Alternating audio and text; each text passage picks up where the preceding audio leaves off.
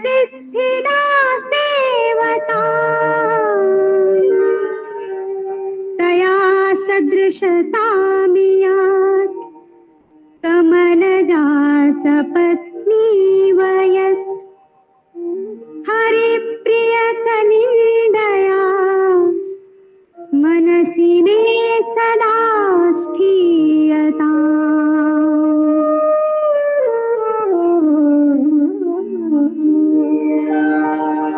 नमोऽस्तु यमुने सदा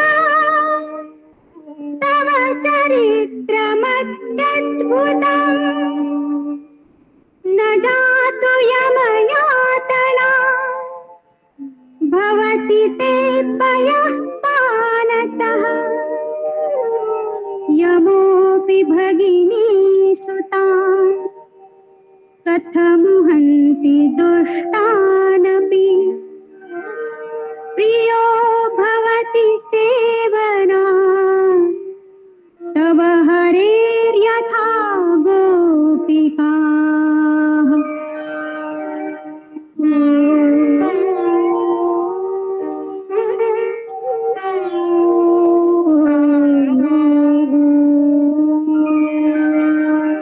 ममास्तु तव सन्निधौ तनुनवत्वमेतावता न दुर्लभतमारतिः मुररिपौ मुकुन्दः प्रिये अतोऽस्तु तव लालना सुरधुनी परं सङ्गमा तवैव भुवि कीर्तिता न तु कदापि पुष्टिस्थितैः।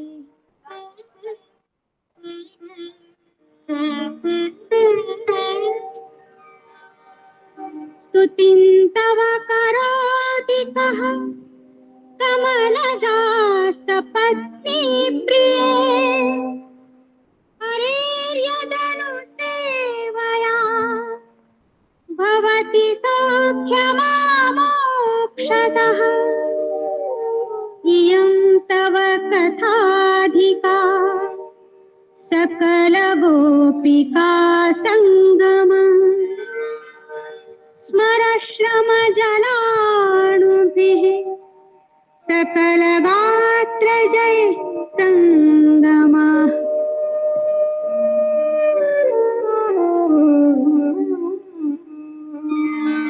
तवाष्टकमिदं मुदा पठति सूरसूते सदा समस्तदुरितक्षयो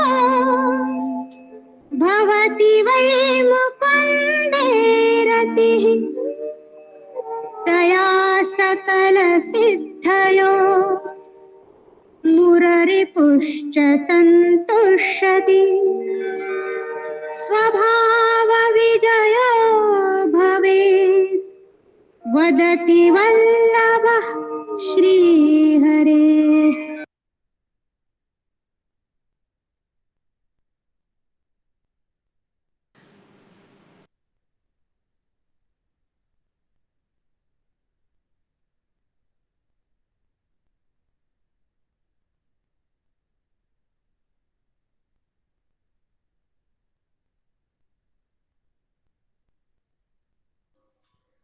हरे कृष्ण प्रभु प्रणाम। हाँ भगवान हरे कृष्णा, प्रणाम स्वीकार करिए। प्रणामः प्रणामः प्रणाम श्रीमन भगवत्सु प्रणामः। श्रेष्ठ प्रणाम। हम लोग सुनने के लिए तैयार हैं। सीताराम सीताराम। भगवान की स्तुति कर लें जरा। रघुपते पतितं भववारिधौ विकलितं दलितं च जगद्रुजा। रघुपते पतितं भववारिधौ विकलितं दलितं च जगद्रुजा। अशरणं कुरु मां शरणाश्रितं भव भवा भयदो भयभञ्जन रघुपते सुखदां शुभदां दृशं मयि निपातय पातय पातकम् करुणया निगृहाण जगत्पते सततपापकरं किल मे करम् करुणया निगृहाण जगत्पते सततपापकरं किल मे करम्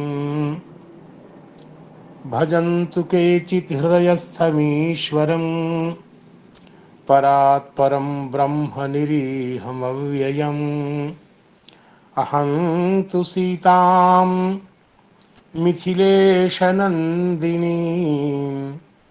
त्वां सापराधा शुभधार्हवत्सलाम्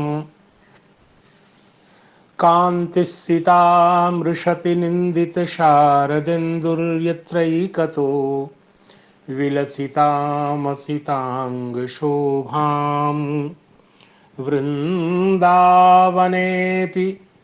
कृतयामुनगाङ्गसङ्गं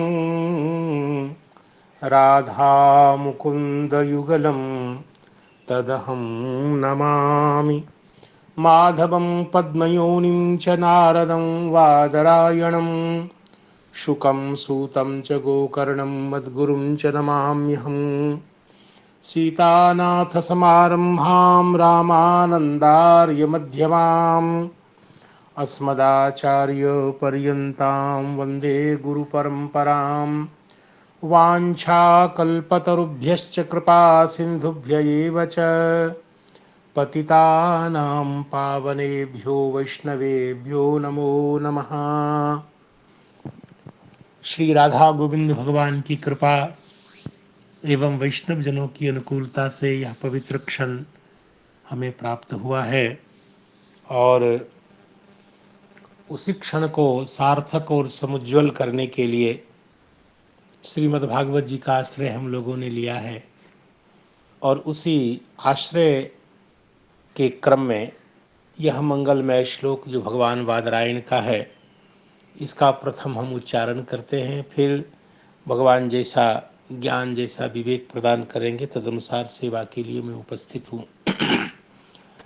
यथा ह्यवहितो ध्वनिर्दारुष्वेकः स्वयोनिषु नानेव भाति विश्वात्मा भूतेषु च तथा पुमान् असौ गुणमयैर्भावैर्भूतसूक्ष्मेन्द्रियात्मभिः स्वनिर्मितेषु निर्विष्टो भुङ्क्ते भूतेषु तद्गुणान् भावयत्येष सत्त्वेन लोकान् वै लोकभावनः लीलावतारानुरतः देवतिर्यं नरादिषु भावयत्येष सत्त्वेन लोकान् वै लोकभावनः लीलावतारानुरतो देवतिर्यं नरादिषु। तो ये 3 श्लोक आज के विचार के लिए है, जिनमें प्रथम श्लोक पर जो श्रीधर स्वामी जी ने कहा उस पर यथासंभव विचार हो पाया था। इसका सीधा सा मोटा मोटा तात्पर्य यह था कि श्री भगवान के अंतर्यामित्व का प्रकाशन करने के बाद भगवान कैसे जीव मुखेन ही जगत का भोग करते हैं, तो जीव भावम निरूपयन दृष्टांत के द्वारा अनेक प्रकार की लीला का कथन इस श्लोक में, इन श्लोकों में भगवान वेदव्यास जी कर रहे हैं कि अपने ही स्वयोनिषु, अपनी ही योनि में, और योनि का तात्पर्य किया गया अभिव्यक्ति स्थानों में, अर्थात वहनी अपने ही अभिव्यक्ति स्थान में, काष्ठों में निहित रहकर, अवहित का मतलब निहित रहकर, उसी में छिप करके रहती हुई आग, वहनी जैसे एक ही होकर के भी एक होकर के भी नानेव भाति, अलग अलग प्रकार से आग दिखती है। अर्थात काष्ठ भेद से भिन्न भिन्न प्रकार की आग दिखाई देती है। जैसे काठ यदि छोटा हो तो उस ढंग से छोटी आग दिखती है, यदि बड़ी हो तो बड़ी आग दिखाई देती है। जैसे काठ यदि टेढ़ी हो तो आग भी टेढ़ी दिखाई देती है, यदि स्थूल हो मोटी हो तो उस प्रकार से, अर्थात तदाकारतया ही तो वहनी दिखाई देती है। इसलिए भिन्न भिन्न आकार की बात की गई। सोपि तथा भवति, ठीक उसी प्रकार जो विश्वात्मा, विश्वात्मा मतलब सर्वात्मा, विश्वम सर्वम अतस्य आत्मा, विश्वात्मा, अर्थात यह भी एक कह सकते हैं कि विश्वम सर्वम आत्मा स्वरूपम यस्य, सर्वात्मा जो भगवान, अथवा विश्वस्य जड़ और चेतन रूप का यह जो संसार है नाम रूपात्मक, वह उस सब की आत्मा, अर्थात कारणात्मना आत्मा, और सब में अनुस्यूत होने के कारण आत्मा, सब का धारक होने के कारण आत्मा, तो सर्वस्य विश्वस्य आत्मा जो श्री भगवान है, भगवान वासुदेव हैं, वह स्वरूपतः एक होकर के भी भूतेषु, संसार के सकल प्राणियों में, चाहे वो चार प्रकार से दिख रही हो जीवात्मा, कभी जरायुज के रूप में, जरायु कहते हैं गर्भ का वह हिस्सा जिससे वो शरीर जीवा जो जंतु है माँ के गर्भ में जरायु से वेष्टित रहती है। तो जरायुज, अंडज, स्वेदज, उद्भिज आदि भेदों से भिन्न यह जो चार भूत हैं, चाहे यूं मान लीजिए कि ब्रह्मा जी से लेकर के स्थावर पर्यंत, पिपीलिका पर्यंत जितने भी भूत हैं, प्राणी हैं, सबों में वह पुमान, वह जीव रूप से अलग अलग रूप में दिखाई देता है, अनुभव में आता है। यह प्रथम श्लोक का सीधा सीधा अन्वय हुआ। तो इसी को दृष्टांत मुखेन भी बताया है, क्योंकि यह दृष्टांत लोक प्रसिद्ध है। अग्नि वाला दृष्टांत तो आपामर वेद्य है, इसलिए इस दृष्टांत की लोक प्रसिद्धि को बताने के लिए इस विषय में कहीं से कोई संदेह नहीं है, ऐसा बताया। यहाँ भी विश्वात्मा का अर्थ श्री श्रीधर स्वामी जी महाराज ने पुमान परमेश्वरः ऐसा कहा, और अंतर्यामी के एक होने पर भी प्रतियोगी नानात्वेन, अर्थात संबंध नानात्वेन, इसका संबंधी जो है अनेक है, इसलिए उपाधि नानात्वेन कुछ लोगों ने कहा, उपाधि के नाना होने से, भिन्न भिन्न होने से नाना के समान प्रतीत होता है, कहा जाता है। अथवा क्षेत्रज्ञ रूपेण, यह भी एक व्याख्या की, अर्थात वही आत्मा, वही परमात्मा विविध विविध जीवों के अंतर्यामी होकर के जीव भेद से अलग अलग वही परमात्मा दिखते हैं, ऐसा भी तो क्षेत्रज्ञ रूपेण वा का यह आशय है। लेकिन श्री रामानुजाचार्य ने थोड़ी अलग अलग से, कभी जीव परक व्याख्यान किया, कभी ईश्वर परक व्याख्यान किया। तो उनका यही कहना है कि यह जो आरंभ में ये जो कहा गया ना कि 3 प्रकार के गुण होते हैं प्रकृति के, और इसके कहने के बाद सभी के कारण परम पुरुष जो भगवान हरि हैं, उनके ही उपास्यमान होने से, उनकी ही उपासना किए जाने से जीवों का परम कल्याण होता है, मनुष्यों का। क्योंकि कारणत्वेन उपास्यत्व मोक्ष प्रदत्वादि उन्हीं में है, और इसलिए श्रुति कहती है कारणम तो ध्येयः, कारण की ही उपासना होती है, वही अमृत के महासेतु हैं, प्रापक हैं। तो मोक्ष प्रदत्व और उपास्यत्व उनमें ही है, तो ब्रह्म रुद्रादि में नहीं है, और उनसे परम कल्याण की प्राप्ति भी संभावित नहीं है। क्योंकि रामानुजाचार्य का कहना है कि वे सभी तेसाम कर्म वश्यत्वम सुख दुख आदि भोक्तृत्वम इत्यादि होने के कारण वो सब तो उपासक के तुल्य हैं, उपास्य नहीं माने जा सकते इत्यादि बताया। और इसी वस्तु के उपादन के लिए सभी जीवात्मा जितने भी हैं सब परम पुरुष के द्वारा सृष्ट और कर्मानुगुण जितने भी करण कलेवर जीव के जितने शरीर हैं, इंद्रियां आदि हैं, उनसे संबंधित होने के कारण तत्प्रयुक्त कर्तृत्वम, उनके द्वारा किया जाने वाला कर्तृत्व, भोक्तृत्व, ये सभी कर्मवश्य के कारण, कर्मवश्य होने के कारण प्रयुक्त हैं। इसलिए इनका, भगवान का ये सब औपाधिकी है। स्वभावतः जो जीवात्मा है यह तो ज्ञान के एकाकार होने के कारण, ज्ञानाकार होने के कारण ये सब जीव में जो ये सब भगवान की में जो आरोपित होता है निश्चित औपाधिक है। और जीवात्मा भी कर्तृत्व भोक्तृत्व तो औपाधिक ही है, गुणकृत ही है, क्योंकि स्वरूपतः जीवात्मा तो ज्ञानाकार ही है भगवान का अंश होने के कारण। ये सारी बातें सैव कह के उसी अर्थ विशेष का परामर्श किया है। और आगे कहते हैं उसी माया से, आत्मा आत्म माया के द्वारा विरसित रचित यह गुण है।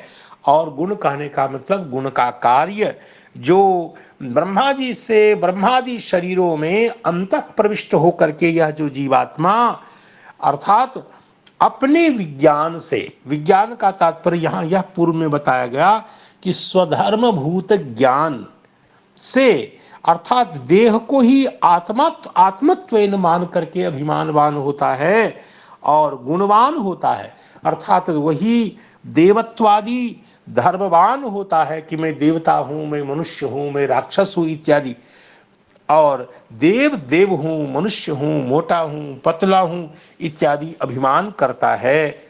अर्थात वस्तुतः वह तो देहादि से विलक्षण, देहगत धर्म से नितांत असंस्पृष्ट है, ऐसा इस श्लोक में बताया।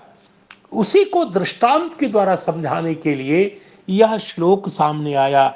यथा यवहितो वह्निर दारुष्वेकः स्वयोनिषु नानेव भाति विश्वात्मा भूतेषु च तथा पुमान।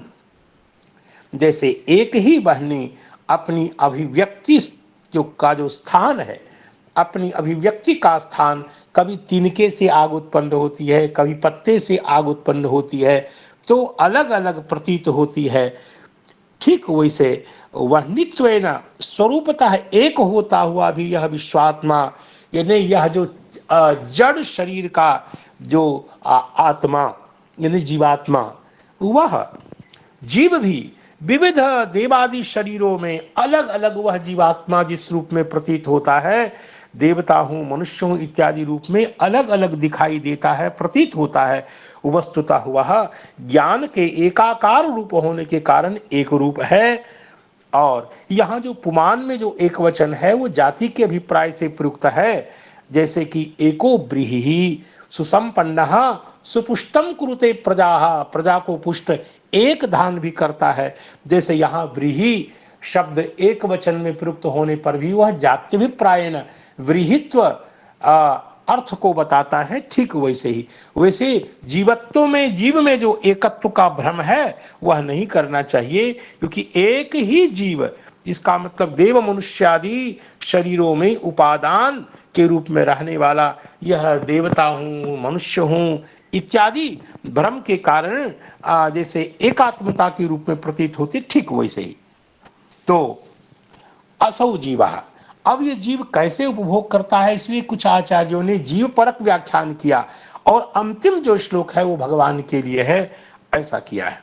तो अब बताते हैं कि असौ गुणमयैहि भावैहि, असौ गुणमयैर भावैहि भूत सूक्ष्मेन्द्रियात्मभिः, अर्थात वही तद्रूपेण भोग लीलाम आह।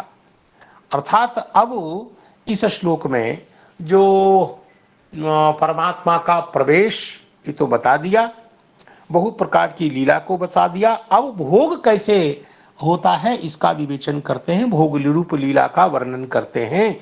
असौ इति श्रीधर स्वामी जी कहते हैं असौ, असौ का मतलब श्री भगवान हरि, अर्थात ये भगवत परक व्याख्यान ही कर रहे हैं। भूत सूक्ष्माणि अर्थात इंद्रियाणी च आत्मा च मनश्च इति, ये सब तय ही, अर्थात भूत सूक्ष्म इंद्रियात्मभिः तैः स्वयं निर्मितेषु भूतेषु, अपने कर्म से निर्मित यह जो चार प्रकार के भूत हैं, अर्थात ये जीवात्मा परमात्मा को अभिन्न जैसा ही कुछ मान करके विवेचन कर रहे हैं। तो चार प्रकार के जो भूत हैं, जीवा प्राणी हैं, अर्थात स्वेदज अंडज पिंडज जरायुज के रूप में, इति भोगे स्वातंत्रम द्योत्यते, इन जीवों में प्रविष्ट होकर परमात्मा भोगते हैं। इसका मतलब भोग में वो स्वतंत्र हैं, ये सब उनकी सामग्री होने के कारण उनमें प्रविष्ट होकर परमात्मा भोगते हैं। इसका मतलब भोग में उनका स्वातंत्र है, अर्थात वो अन्याधीन नहीं है। भोग में स्वातंत्र बताने के लिए ही ये कहते हैं कि अपने द्वारा निर्मित भूतों, चार प्रकार के भूतों में रह करके भगवान स्वनिर्मित भूतों में निर्विष्ट होकर भोग करते हैं। उन भूतों में प्रविष्ट होकर भगवान भोग करते हैं। इसका अर्थ है जैसे अपने द्वारा निर्मित पदार्थों में भोग करने का मतलब वो स्वतंत्र है, उनको कोई रोकने वाला नहीं है, सब उनके अधीन होने के कारण। तद्गुणान, इसका अर्थ श्रीधर स्वामी जी ने किया, तद्गुणान भूतेषु तद्गुणान भुंक्ते में तद्गुणान का क्या तात्पर्य है कि तत्त अनुरूपान विषयान, अर्थात तद्गुणान का तात्पर्य हुआ उनके अनुरूप उन विषयों को इच्छया भूंगते, अपनी इच्छा से जैसा वो चाहते हैं, क्योंकि उनकी इच्छा का कोई प्रतिबंधक नहीं है, इसलिए अपनी इच्छा से भोगते हैं। ये भूंगते श्री भगवान के लिए। लेकिन यदि आप कहेंगे कि भगवान भोगते हैं, तो ऐसा मानने पर जीववत भगवान में भी गुण भोक्तृत्व आ जाएगा। क्या भगवान जीव जैसे गुणों को भोगता है, क्या वैसे भगवान भी गुण भोगता है? ये शायद भगवान के स्वरूप के अनुरूप नहीं है। तो अनुचित समझ करके फिर वा कह के दूसरी व्याख्या करते हैं, अर्थात यहाँ जो भूंगते पद है उसको आप निजर्थ मानिए। निजर्थ मानने का तात्पर्य है कि भूंगते का अर्थ आप भोजयति समझिए, अर्थात जीव से भोग कराते हैं, ऐसा अर्थ करिए। इसी को अंतर्भावित निजर्थ लोग बोलते हैं, अर्थात अन्यंत अवस्था में भी नीच वाले अर्थ को आप समझिए। प्रयोग तो है भूंगते का, लेकिन आप समझिए निजर्थ वाले भोजयति का जो अर्थ है वो अर्थ आप समझिए, जिसमें भूंगते में ही अंतर्भावित नीच का अर्थ छिपा हुआ है। तो ऐसा अर्थ का ठीक है। तो अर्थ क्या हुआ? भूंगते का अर्थ हुआ भोजयति, भगवान भोग कराते हैं, कहा ये अर्थ तो जान गए। अथवा भुज धातु का अर्थ पालन समझिए, क्योंकि भुजो न बने, इस सूत्र में ये कहा गया कि भुज धातु अवन से, रक्षण से भिन्न, पालन से भिन्न अर्थ में रहे तभी आत्मनिपद होता है। तो जैसे ओदनम भूंगते, गुणान भूंगते, तो यहाँ तो अभ्यवहरण रूप अर्थ ही है। तो यहाँ फिर आत्मनेपद यदि आप पालन रूप अर्थ करेंगे तो फिर आत्मनेपद कैसे कर पाएंगे? इस चिंता से कहते हैं तदातु आत्मनेपदम आर्षम, अर्थात जहाँ भुनक्ति होना चाहिए, यदि पालन रूप अर्थ महिम भुनक्ति के समान यदि पालन रूप अर्थ स्वीकार करेंगे तब तो इसको परस्मैपद होना पड़ेगा। तो कहते हैं कि यदि आप पालन रूप अर्थ करेंगे तो भूंगते का जो आत्मनेपद है उसको आप आर्ष समझ लीजिए, तो आर्ष मान लीजिए। ऋषि प्रोक्त होने के कारण ये भगवान बादरायण है, वो कोई किसी के गुलाम है क्या? महर्षि पाणिनि आदि तो इनकी सेवा में हाथ जोड़े खड़े हैं, तो ये ऋषि कोटि के हैं, इसलिए इनके प्रयोग को ऋषि कोटि के क्या, एक भगवान है साक्षात। वेद व्यास जी भगवान नहीं है तो और भगवान कौन होता है? तो ये भगवान है, ऋषि होते हुए ऋषि के रूप में प्रकट हैं, लेकिन इसलिए ऋषि भाव समझ करके कहा है उनके प्रयोग को आर्ष समझिए। अस्तु, ईश्वर कहते हैं कि चलिए शास्त्र को भी याद दिला दिया श्री श्रीधर स्वामी जी महाराज ने। ये उनकी विशेषता देखिए। इसका अर्थ क्या समझ रहे हैं कि भगवान वेद व्यास जी और श्रीधर स्वामी जी भी मान रहे हैं कि यह जो व्याकरण स्मृति है, शेषा व्याकरण स्मृति, तो वेदातिरिक्त सब ये स्मृति मनुस्मृति स्मृति थोड़ी है, जो सब व्याकरणादि भी स्मृति है। इसलिए कहते हैं भुजोन बने इति स्मरणात्, इन्हें पाणिनि सूत्रात्, ये पाणिनि सूत्र है। और इसलिए भुजोन बने से प्राप्त होने वाला आत्मनेपद हो जो यहाँ दिख रहा है वह पालन के अर्थ में आर्ष है। अस्तु, तो ये सारी चर्चा यहाँ हुई है। तो अब इसका थोड़ा अर्थ विचार हो जाए। अर्थ विचार यही है कि असौ, लेकिन कुछ आचार्यों ने कहा तद रूपेशु भोग लीला माहा, भूत का तात्पर्य यहाँ क्या होगा? तो कहा भूतानी पृथ्वी अब तेज वायु आकाश, यह जो पंच महाभूत है ये भूत, और सूक्ष्म पद से भूत सूक्ष्म, तो इसका अर्थ है इनकी जो तन्मात्राएं हैं, रूप रस गंध स्पर्श शब्द, और इनकी ग्राहक जो इंद्रियां हैं, तत्त इंद्रिय रूपान गुणान विषयान भूंगते, अर्थात इनकी इंद्रियां और आत्मा, आत्मा से पद से यहाँ अंतःकरण का ग्रहण कर लीजिए, और इनके द्वारा गुणमय भाव, जो गुण के कार्यभूत जो उत्पन्न होते हैं उन भूतों से, स्वेन निर्मितेषु भूतेषु, अपने द्वारा निर्मित जो भूत हैं, चार प्रकार के जीव के प्राणी के जो शरीर हैं, उन शरीरों में भगवान असौ भगवान एव जीव रूपेण निविष्टः, अर्थात जीव रूप में भगवान तो कैसे आएंगे, ये अर्थात जीवयति इति जीवा, अर्थात जीवात्मा के भी परम प्रेरक के रूप में विद्यमान जो भगवान हैं वह तो निविष्ट होकर के और उन इंद्रियों के अनुरूप गुणों का विषयों का भगवान भोग करते हैं, ऐसा इसका अर्थ कुछ आचार्यों ने बताया। लेकिन जो श्री रामानुजाचार्य महाराज कहते हैं असौ जीवा, यहाँ जीव परक व्याख्यान किया, गुणमय ही सत्वादि गुणत्रयात्मक भगवन माया परिणाम रूप ही, अर्थात सत्वादि गुणत्रयात्मक और भगवान की माया का परिणाम रूप यह जो पृथ्वी आदि से लेकर और भूत गंधादि तन्मात्रा और ज्ञानेन्द्रिय कर्मेंद्रिय और अंतःकरण, इनको इन भावों इन पदार्थों से स्वनिर्मित, अर्थात अपने कर्मानुसार, क्योंकि जीव परक व्याख्यान है इसलिए अपने कर्मानुसार निर्मित जो देवादि शरीरों में निर्विष्ट होकर के गुणान अर्थात शब्दादि विषयों को भोगता है, जीवात्मा ही भोगता है। तन्निमित्तानि कर्माणि, और उस भोग के कारणभूत जो कर्म जिनके कारण जीव को ऐसे ऐसे भोग प्राप्त होते हैं, तो पुण्य और अपुण्य रूप कर्म को करता है, यह विवक्षित है, ऐसा समझना चाहिए। लेकिन स्वयं भी उनको रामानुजाचार्य परंपरा वाले टीकाकार को लगा यहाँ तो प्रस्ताव भगवान का है, तो प्रस्ताव का विरोध ठीक नहीं है, इसलिए यदवा कह के पुनः व्याख्यान करते हैं, तया यानी माया से विलसित जो ये सब जो भोग सामग्री है, गुण है इत्यादि, केवलम परमात्मा एवं प्रतिपाद्यते तदा विज्ञानेन, तो विज्ञान का अर्थ गुणभूत ज्ञान नहीं है, अपितु विज्ञान का मतलब भगवान में गुणभूत ज्ञान का क्या मतलब, संकल्प रूप ज्ञानेन परम पुरुष, यहाँ पुरुष का अर्थ परम पुरुष जो भगवान है वो गुणान भूंगते।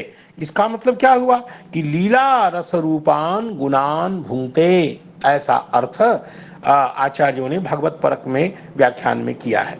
तदेवं यह जो पुंसाम एकांत तश्रेयः तन्नः संसितुमर्हति इत्यादि का उत्तर बताया, और आगे के श्लोकों में कहा कि भूत जानासि भद्रम सुसियरम सूत जानासि भद्रम ते भगवान सात्वतां पतिः देवक्यां वसुदेवस्य जातो यस्य चिकीर्षया इत्यादि जो प्रश्न किया गया भगवान श्री कृष्ण के अवतार और तच्चरित्र तदितर अवतार तच्चरित्र आदि को के विषय में जो पूछा गया, उसमें श्री भगवान कृष्ण का भगवान का जो अवतार तच्चरित्र आदि को विशेष करके दशम और एकादश स्कंधों के द्वारा बताया जाएगा, लेकिन सभी अवतारों का तच्चरित्र को ध्यान में रख करके तृतीय आदि स्कंधों में जो बताया जाएगा कालांतर में, समास रूप में यहाँ सभी अवतारों का साधारण्य ना प्रयोजन बता रहे हैं कि भावयति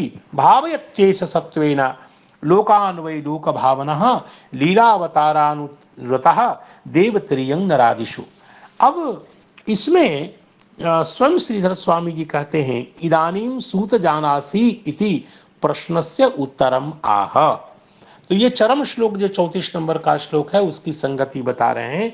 इस श्लोक के द्वारा शौनकादि ऋषियों ने जो श्री सूत जी महाराज से पूछा कि हे सूत, आप तो जानते हैं कि आपका कल्याण हो, जो सात परम वैष्णवों के भक्तों के जो परम स्वामी भगवान हैं, जो श्री वसुदेव जी में देवकी रूप में, देवकी जी में प्रकट होकर के और चिकीर्षा से जो जिस अलग अलग लीला के आविर्भाव के लिए, भक्त परिपालन के लिए जो भगवान प्रकट होते हैं अपने गुणों के आविष्कार के लिए, तो कैसे प्रकट होते हैं इत्यादि इत्यादि को बताइए।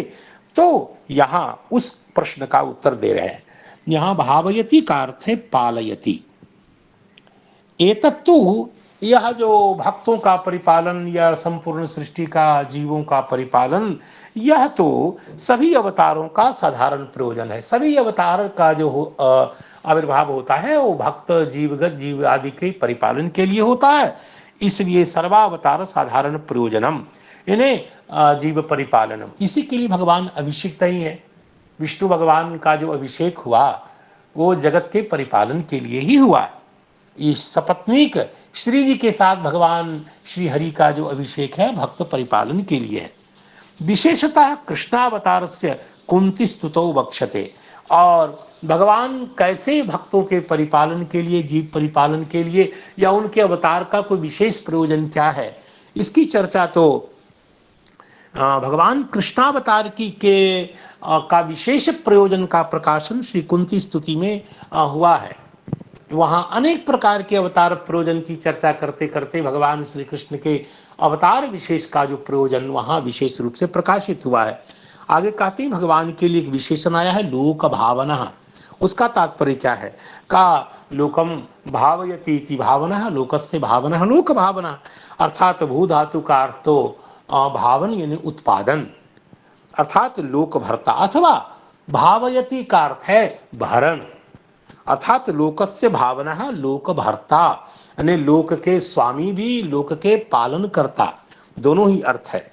देवादिषु ये लीलावतारः तेषु अनुरतः अनुरक्तः, अर्थात देव तिर्यंग मनुष्यादि में जो श्री भगवान के लीलावतार होते हैं, लीला पूर्वक जो अवतार होते हैं, लीला के लिए जो अवतार होते हैं, वो सारे अवतार तेषु अनुरतः, उनमें अनुरत है। अनुरत का तात्पर्य श्रीधर स्वामी जी ने किया अनुरक्तः, अर्थात तेषु अनुरक्तः का क्या तात्पर्य हुआ?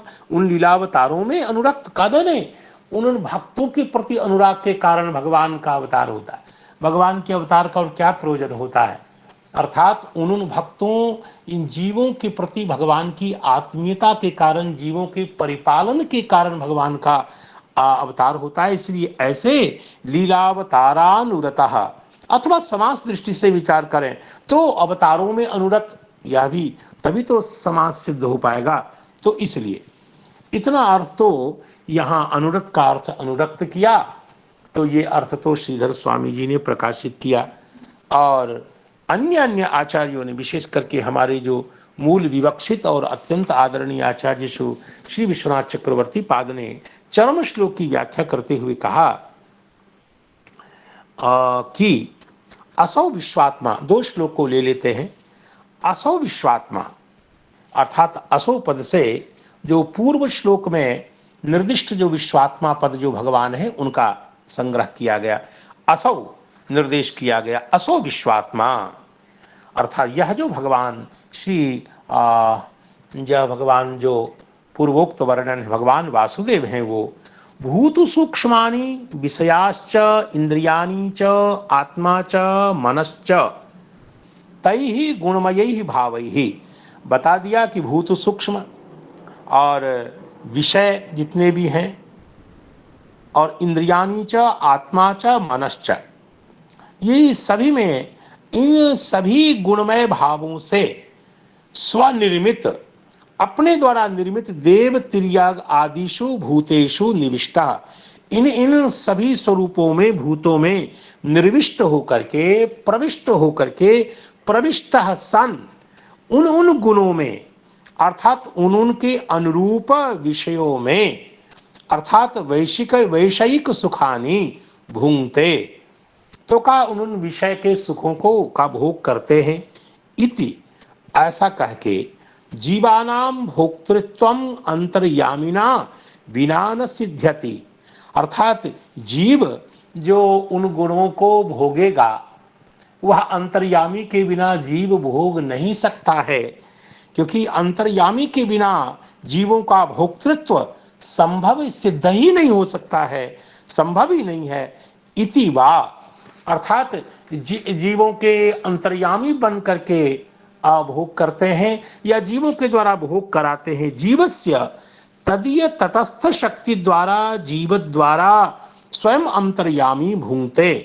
ये दो प्रकार की बात कहते हैं कि भूंगते, वैषयिक सुखानि भूंगते इति, जीवानाम भोक्तृत्वम अंतर्यामी बिना न सिद्ध्यति इति वा। दो प्रकार का व्याख्यान यहां भी कर रहे हैं, क्योंकि जीव का तदीय तटस्थ शक्ति द्वारा, अर्थात स्वरूप शक्ति के द्वारा नहीं, जीव को स्वरूप शक्ति का, वो तो भगवान की शक्ति है, और जो भगवान की तटस्थ शक्ति है उसके द्वारा, जीव के द्वारा स्वयं अंतर्यामी भगवान वासुदेव भोग करते हैं। इति च प्रयुज्यते, और इस प्रकार भूंगते का तात्पर्य किया, भूंगते इति प्रयुज्यते भोजयति जीवान इति निजर्थो वाग्येयः, अर्थात जीवों को भोग कराते हैं। जीवान भोजयति इति निजर्थो वाग्येयः।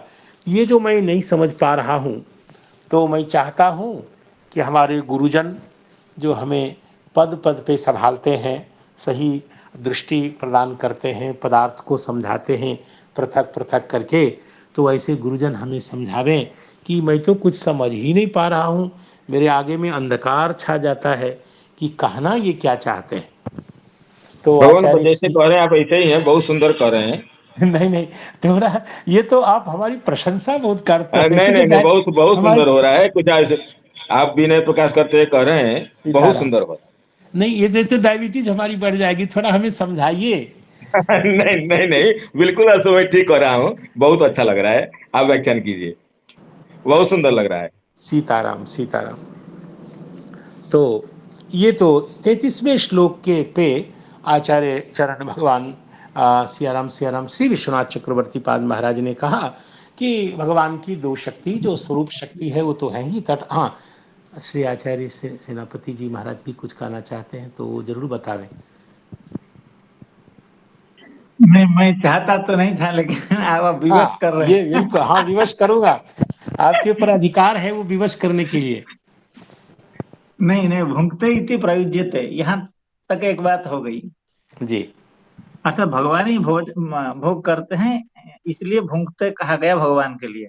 जी, आप इस सबको बताए थे पहले, श्रीधर स्वामी महाराज जी की जब व्याख्या कर रहे थे, यही कहा। नहीं, मैं सोचता अभी हमारे पास एक श्लोक बचा हुआ है, उसी में हमें समय पूरा करना है, इसलिए उसी की बार बार आवृत्ति कर रहे हैं। कोई बात तो भुंगते इति प्रयुज्यते, क्योंकि वो खुद भोग करते हैं भगवान। किंबा भोजयति जीवान इति निजर्थो वा, बस यही है। इस बात को आप पहले बता चुके थे। बस ठीक है।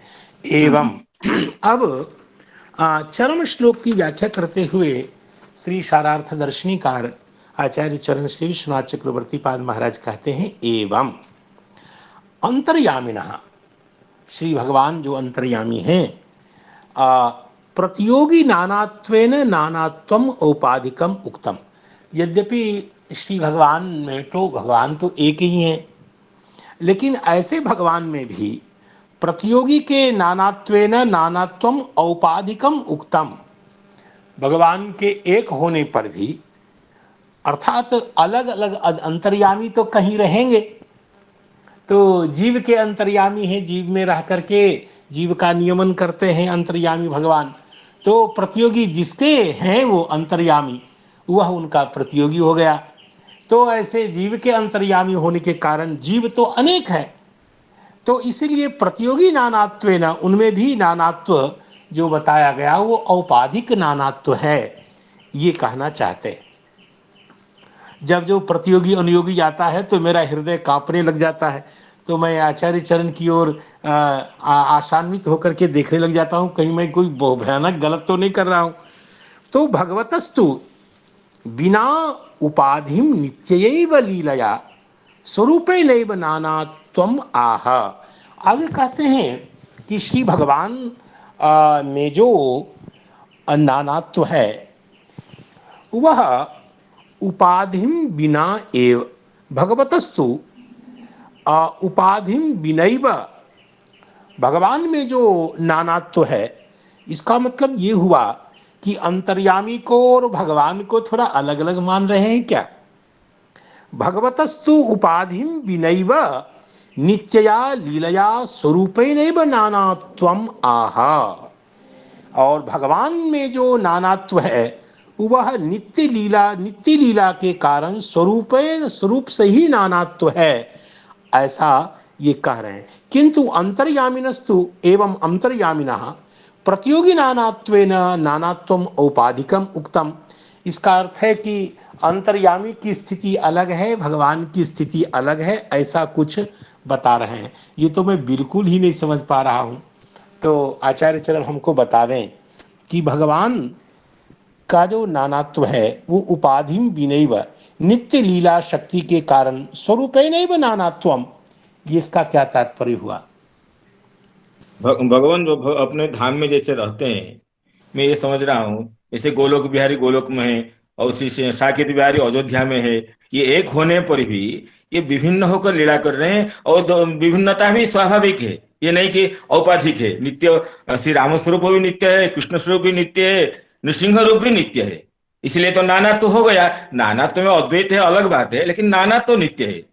तो यही इनका विवक्षित अर्थ है। और अंतर्यामी तो एक ही है, उसमें कोई भेद नहीं है। वो चेतन स्वरूप है, वो साक्षी है, चेता है, उसमें कोई धर्म का तो भेद नहीं है। लेकिन श्री साकेत बिहारी गोलोक बिहारी या नृसिंह जी, उनके लीला में भेद है, इसलिए उनको नानात्व को मानना पड़ेगा। एक होने पर भी नाना मानना पड़ेगा। लेकिन अंतर्यामियों में वो तो वस्तुतः एक है, केवल देह भेद से उनका भेद है, औपाधिक है। लेकिन भगवान जो लीला विग्रह है, श्री कृष्ण रूप है, श्री कृष्ण रूप के भी यशोदा के प्रिय, जो वात्सल्य रस के आश्रय श्री कृष्ण, सख्य रस के आश्रय श्री कृष्ण और मधुर रस के आश्रय श्री कृष्ण, सबको नाना मानना पड़ेगा, तभी लीला रस की पुष्टि होगी। एक होने पर भी लीला पुष्टि के लिए वो अनेक होते हैं। इसलिए भगवान के नित्य स्वरूप में एक होने पर भी अनेकता स्वाभाविक है, जबकि अंतर्जामी रूप में वो उनकी अनेकता औपाधिक है। देह भेद केवल भेद है, यही मानना पड़ेगा। यही मैं समझता हूँ। अब आगे आप अपनी स्फूर्ति से जो बताएंगे। नहीं, यथार्थ है, मुझे भी यही लग रहा है।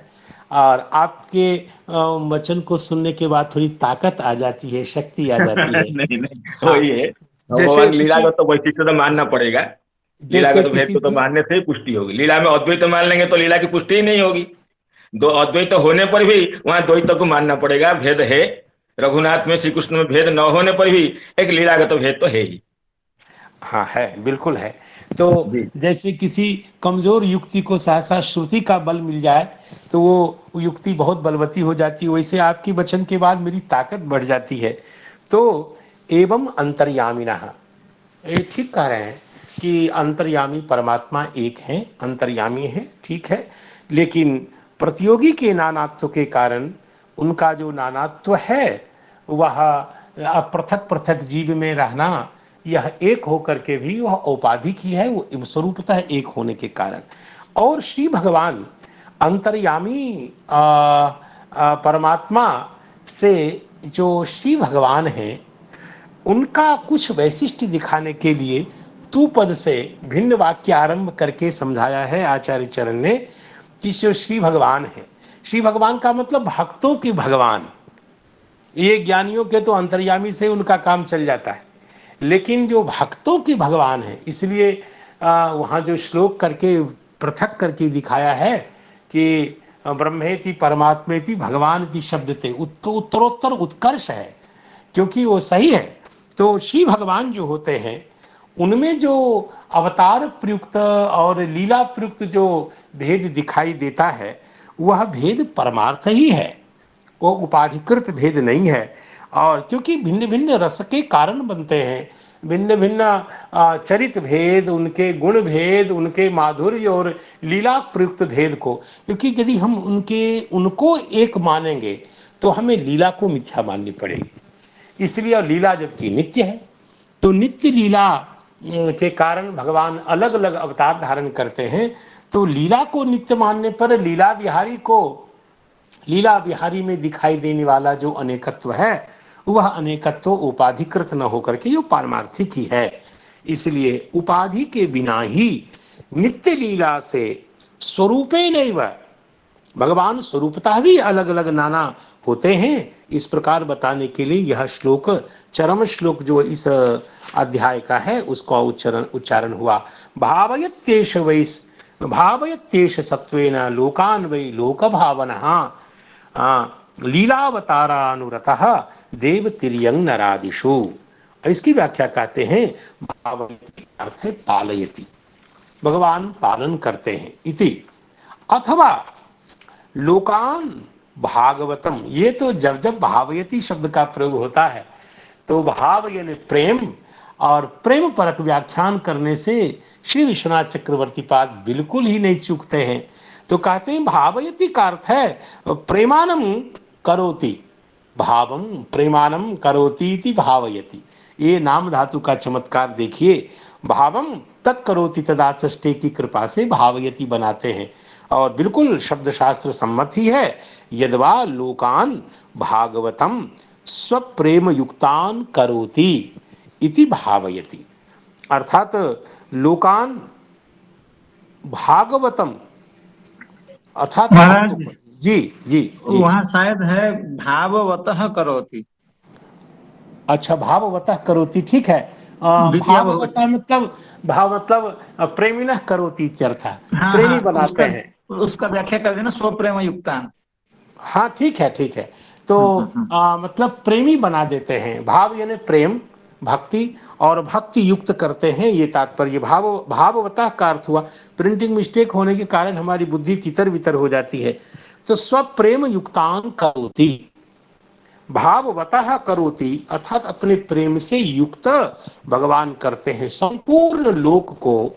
अपने मधुर मधुर लीला को दिखा करके, वेणुनाद, अपने त्रिभुवन मोहिनी छटा का दर्शन करा करके, भक्ता आकर्षण का जो अत्यंत निदान, अपने मंगल में श्री विग्रह चरित आदि का दर्शन करा करके लोगों को अपने प्रेम युक्त भगवान बनाते हैं।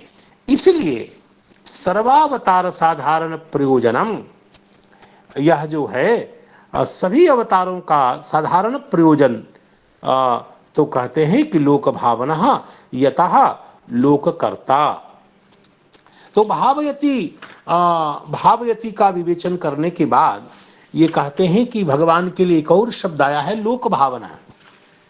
तो ये जो पहले बता दिया प्रेम युक्त करते हैं, या तो सभी अवतार प्रयोजन, आगे कहते हैं भगवान कैसे हैं, का लोक भावना, क्योंकि भगवान संसार के उत्पादक हैं।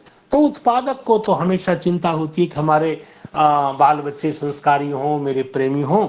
इसलिए यह विशेषण जो भगवान का है, यह भी संयुक्तिक है कि भगवान लोक के कर्ता हैं। चूंकि भगवान लोक के कर्ता हैं, इसलिए संपूर्ण लोक को अपने प्रेम से युक्त करके और उनको अपना प्रेम दान करने के लिए निरंतर भगवान प्रयास करते हैं। यह इसका तात्पर्य। अथवा एक अर्थ जो पहले बताया गया कि भगवान लोक का परिपालन करते हैं, विविध रूपों में अवतार धारण करके लोक का पालन करते हैं, यह अर्थ भी। भाव प्रबोधनीकार, जो हम लोग बालक प्रबोधनीकार ने भी ऐसा ही कुछ लिखा है। उन्होंने कहा कि देवादिषु ये लीलावतारा तेषु अनुरतः अनुरक्तः सन, उन अवतारों के द्वारा ये भगवान वासुदेव ही सत्वेन गुणेन युक्तो लोकन, अर्थात सत्व भावना का अर्थ करते हैं। सत्व गुण से युक्त होकर भगवान, शुद्ध सत्व से युक्त होकर भगवान इस जीव के साथ संपूर्ण लोक का, अनंत कोटि ब्रह्मांडात्मक यह जो लोक है, उस लोक का भावयति यानी पालयति, पालन करते हैं।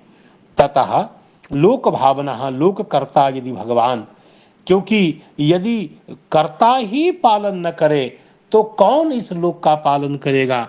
इसलिए लीलावतारान्वतः, ये क्या पता लगा कि पालन में भगवान को कोई आयास नहीं होता है, संकल्प मात्र से संपूर्ण लोक का भगवान पालन करते हैं। जैसे संकल्प मात्र से जगत की सृष्टि करते हैं, जगत का संहार करते हैं, वैसे संकल्प मात्र से ही अनायास ही भगवान लोक का पालन करते हैं। यह अर्थ विशेष सूचित हुआ। और यहाँ जो वही जो किया गया, जो श्लोक में वही आया है, लोकान वही लोक भावना, तो वही का अर्थ एव है, अर्थात लोक भावना एव स्वयं भगवान जो पालयति इत्यर्थ। तत्र देवेषु, अलग अलग रूपों को धारण करके भगवान पालन करते हैं। तो कहा कि देवताओं में भगवान के कौन कौन अवतार हैं, तो कहा वामन आदि, क्योंकि भगवान वामन देवता हैं, तभी तो उपेंद्र कहलाते हैं, इंद्र के छोटे भैया कहलाते हैं। और इसी प्रकार वामन आदि जब अवतार हुआ भगवान का, यह देव में हुआ। इसी प्रकार तिर्यक्षु, यह जो मत्स्य आदि का अवतार हुआ वो तिर्यक योनि में हुआ, ऐसा लगता है। नरेशु रामकृष्णादयः, ऐसा इन्होंने लिखा है।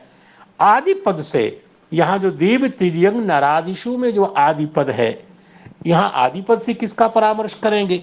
कहा कुछ अवतार मिश्र हैं, जैसे पशुवत दिखाई देने वाले मनुष्य और सिंह और नर दोनों रूपों में दिखाई देने वाले भगवान के नरसिंह और हयग्रीव आदि अवतार हैं।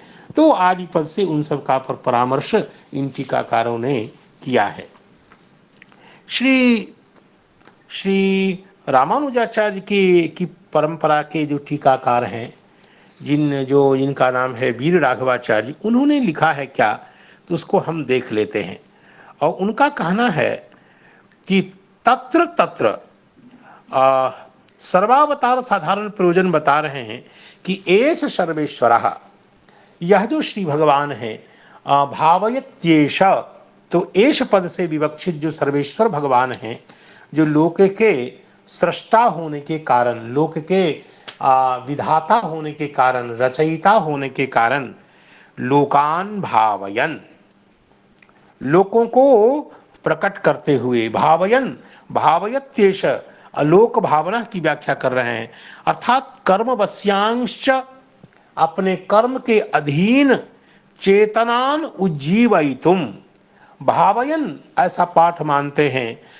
भावयति में भावयन्येष, तो भावयन में जो क्षत्रिय प्रत्यय है वो तुम के अर्थ में है, ऐसी व्याख्या करते हुए कहते हैं कि कर्मवश्य जो यह लोक है, यह जो लोक्यते इति लोकः, यह जो चेतन समुदाय है, उनको उज्जीवयितुम, भावयन का मतलब भावयितुम, भावयितुम का मतलब उसको चैतन्य प्रदान करने के लिए, उज्जीवित करने के लिए, सत्व से उपलक्षित होकर के, सत्व भावना, लोक भावना की व्याख्या करते हैं।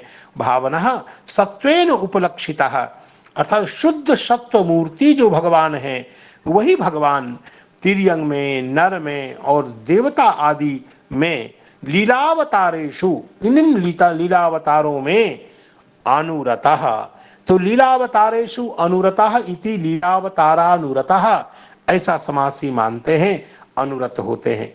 जब हम भावयति ऐसा पाठ मानते हैं, उस पक्ष में लोक भावना, लोक सृष्टा एव सर्वेश्वरः तिर्यगादिषु मत्स्यादिषु मध्ये ये लीलायाः अवताराः लीलावताराः तेषु अनुरतः, अर्थात लीलावतारैः भक्तेषु अनुरतो वा, इन लीलावतारों के द्वारा भक्तों में अनुरत होने के कारण, भक्तों में आखिर भगवान जो अवतार लेते हैं वो सही में भक्तों के लिए ही अवतार लेते हैं।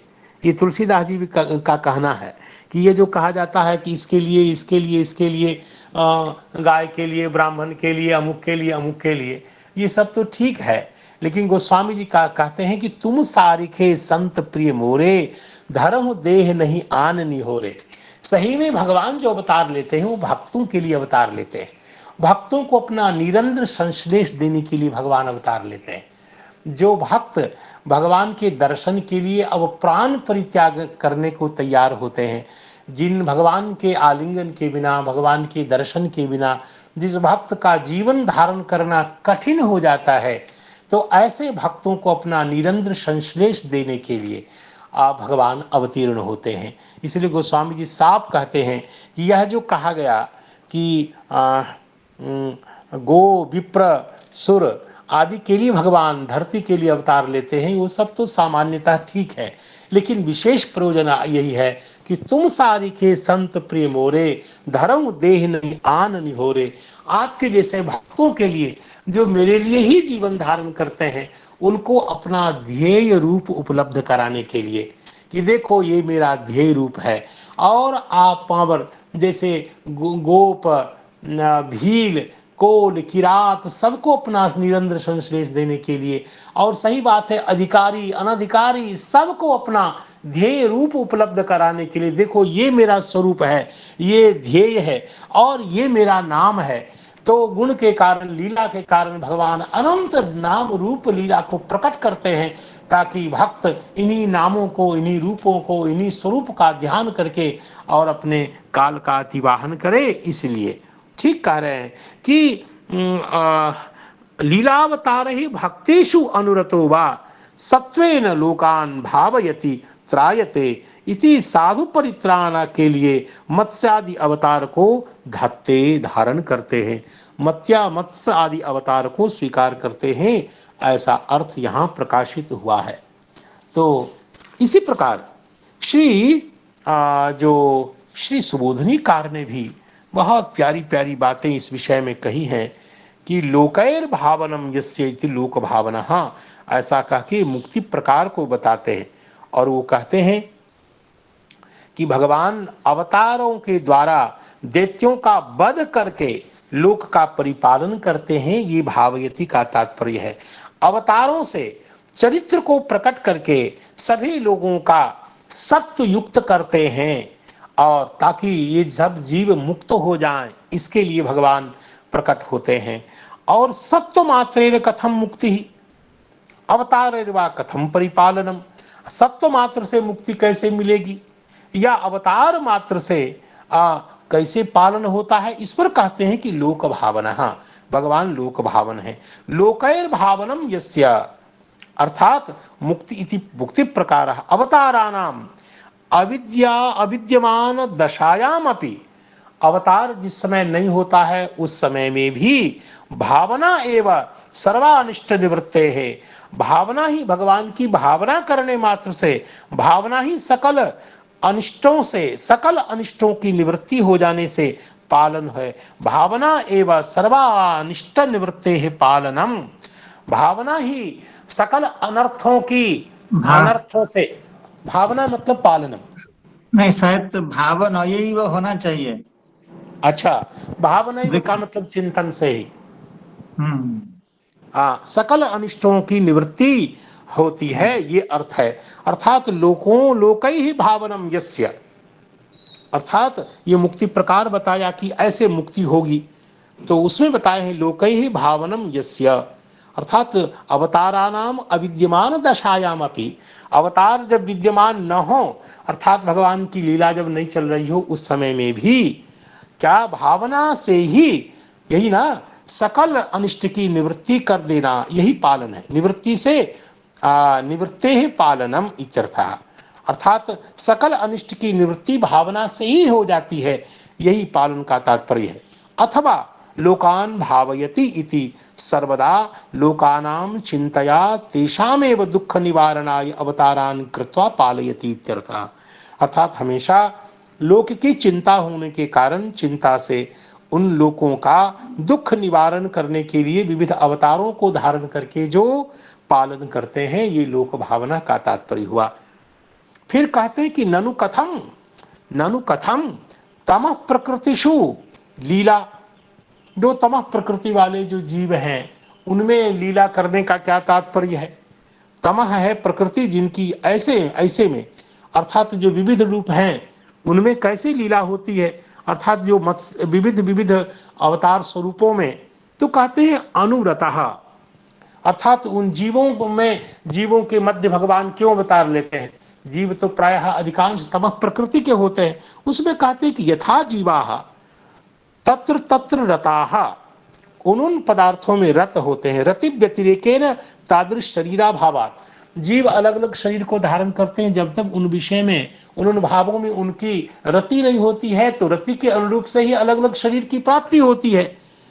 तो तद अनु स्वयमपि, उसके बाद भगवान भी उसमें रत होते हैं। स्वयमपि रतः, अर्थात देवादि रूप में भगवान रत होकर के उन स्वरूपों में भगवान अवतार लेते हैं। जैसे मनुष्य अलग अलग शरीरों को धारण करता है विविध वासना के कारण, वैसे भगवान भी उन रूपों में प्रकट होकर के भक्त को भक्त की रक्षा करते हैं, जीवों की रक्षा करते हैं। तो यह भी भेद दिखाते हैं कि जैसे देवादि रूपों में भगवान का प्राकट्य हुआ, ये सत्व भेद दिखाया, आदि पद से मिश्र स्वरूप में भी दिखाया। अनेन अयुक्तेष्वपि सर्वेषु भगवद अवतारो ज्ञातव्यः, अर्थात यद्यपि मत्स्य कूर्म वराह आदि भगवान के अवतार के अनुरूप स्वरूप नहीं है, फिर भी उन रूपों में भगवान अवतार लेते हैं। अवक्षति च अवताराश्च संख्यायाः हरे सत्वनिधेर द्विजाः, भगवान के अवतार कोई परिगणित नहीं है, भगवान के अवतार तो असंख्य हैं। तो जैसे जैसे बता रहे हैं कि देवताओं में वामन आदि, तिर्यक में तिर्यक योनि में भगवान मत्स्यादि रूप में अवतार लेते हैं। नरेशु रामादयः, मिश्रेशु नृसिंहादयः, इस प्रकार जो पूर्व जो बात कही गई उसी की यहाँ लगभग आवृत्ति हुई है। तो मुझे अधिक कुछ समझ में आ नहीं रहा है, श्लोक को जरूर बोल देता हूँ, और आचार्य जन कुछ और बताना चाहें, हमें आलोक देना चाहें तो वो जरूर हमें आलोक प्रदान करें। श्लोक यही है, भावयत्येष सत्वेन लोकान् वै लोक भावनः लोका लीलावतारानुरतः, या इसमें ऐसा भी पाठ है, लीलावतारानुरतस्तिर्यं नरसुरादिषु देव तिर्यं नरादिषु, ये पाठ भेद भी नीचे इन्होंने दिखाया है, इसलिए लीलावतारानुरतः देव तिर्यं नरादिषु। तो ये सारे इन श्लोकों का उच्चारण हुआ और यह अध्याय भी लगभग संपन्न हुआ। जैसा मुझे ज्ञान था उस रूप में मैंने सेवा की। कुछ काल के लिए मुझे श्री अयोध्या धाम, देखिए अयोध्यानाथ ने मुझे याद किया है, क्योंकि अयोध्यानाथ के स्मरण किए बिना तो कोई अयोध्या में क्या, अयोध्या का दर्शन तो बहुत दूर है, अयोध्या का फोटो स्टेट भी उसको नहीं मिलेगा। तो धाम की कृपा हुई, जो साक्षात स्वयं अयोध्या जी तो स्वयं श्री राम जी ही हैं, क्योंकि वहाँ भगवान ने मुझे बुलाया है, ये सौभाग्य है।